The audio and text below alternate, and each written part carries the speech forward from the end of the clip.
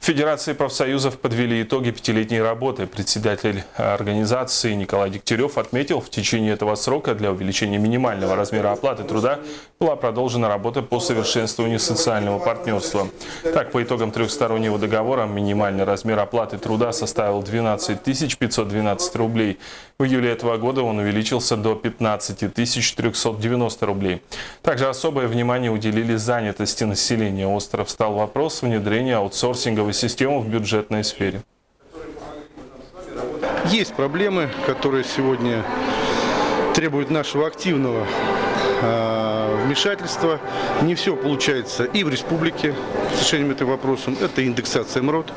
К сожалению, это проблема не только республики, это проблема страны. Сегодня у нас и с правительством Российской Федерации на уровне ФНПР нет согласия в этом вопросе. Мы считаем, что индексация должна быть. Она должна быть как минимум на величину реальной инфляции, а не на какие-то там расчетные статистические цифры. После этого голосования Николай Дегтярев вновь избран на должность председателя Федерации профсоюзов республики и возглавит ведомство предстоящие 5 лет.